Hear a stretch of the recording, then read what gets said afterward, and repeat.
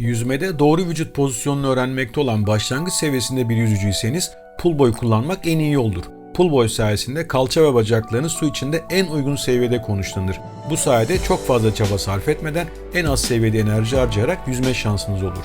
Birçok yüzme antrenörünün sporcularına kullandırdığı bu ekipmanın sağladığı avantajlar sayesinde ideal seviyeye ulaşabilirsiniz. Pull boylar daha çok üst beden için kullanılırlar. Yüzücünün yüzerken üst bedenine odaklanabilmesine yardımcı olur. Yani pull boylar bacaklar için kullanılmaz. Tek amaç bacakları su yüzeyinde tutarak doğru bir vücut pozisyonu elde etmektir. Serbest stil yüzmede kol tekniği çalışırken suyu çekiş aşamasında, sırt üstü stil yüzmede simetrik kol koordinasyonu ve vücut salınımı geliştirmek için, kurbağa stil yüzmede ayak vuruş esnasında dizlerin gereğinden fazla açılmasını önlemek için, ileri uzanma aşamasında da kalçanın yukarı hareketini yerleştirmek için, kelebek stil yüzmede dolfin vuruşu geliştirmek için, ileri uzanma aşamasında da kalçanın yukarı hareketini geliştirmek için pull boylar antrenör gözetiminde sporculara kullandırılmaktadır. Kendinize uygun büyüklükte bir pull boy seçin.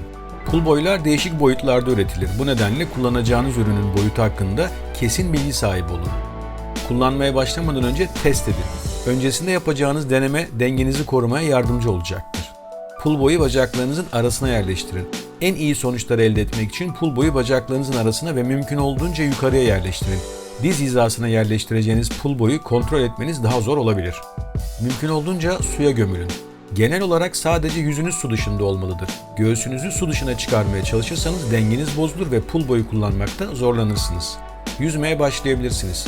Uyluklarınıza yerleştirdiğiniz pull boyu sıkıca kavrayarak yerinde sabit tutmaya çalışın. Artık yüzme egzersizlerinize başlayabilirsiniz. Pull boyu ayak bileklerinize koyabilirsiniz. Suyun içinde hareket halindeyken maksimum hız kazanmak için bacaklarınızın düz bir hat üzerinde uzanmış olması önemlidir. Ayak bilekleriniz arasına koyacağınız pull boy sizi uygun pozisyona zorlayacaktır. Pull boy sayesinde nefesiniz daha az yorulur. Pull boy size fazladan yüzerlilik sağlayacağı için su üzerinde durmada daha az efor sarf edersiniz. Daha az batan vücut sayesinde nefes almanız da kolaylaşır. Böylece sık sık nefes alıp vermek zorunda kalmadan enerjinizi antrenman sonuna kadar muhafaza edebilirsiniz. Kol tekniği çalışırken pull boy sizin konsantrasyonunuzu arttırır. Serbest stil yüzmede kol tekniği öğrenirken pull boy kullanmanız halinde suyu çekiş aşamasının tüm detaylarına odaklanabilirsiniz. Pull boy kullanırken elde ettiğimiz avantajlar olduğu kadar geçici olarak dezavantajlar da söz konusudur.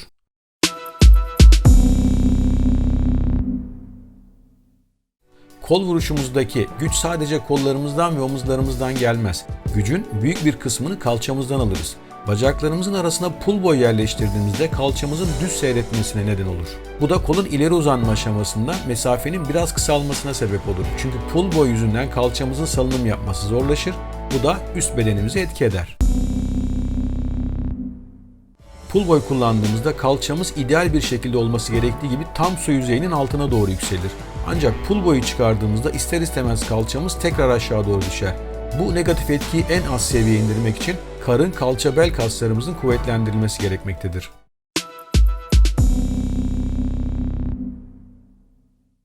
İyi yüzücüler yüzme esnasında tüm vücutlarını en verimli şekilde kullanırlar.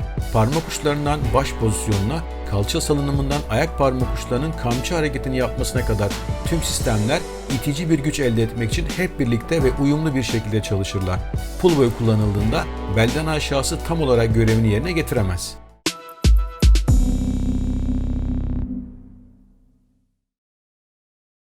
Yüzücüler, yüzerken sürtünme katsayısını en aza indirgemek için doğru bir vücut pozisyonu elde etmek zorundadır. Bu da bel bölgesi ve çevresel kas grupları güçlü ise mümkün olur.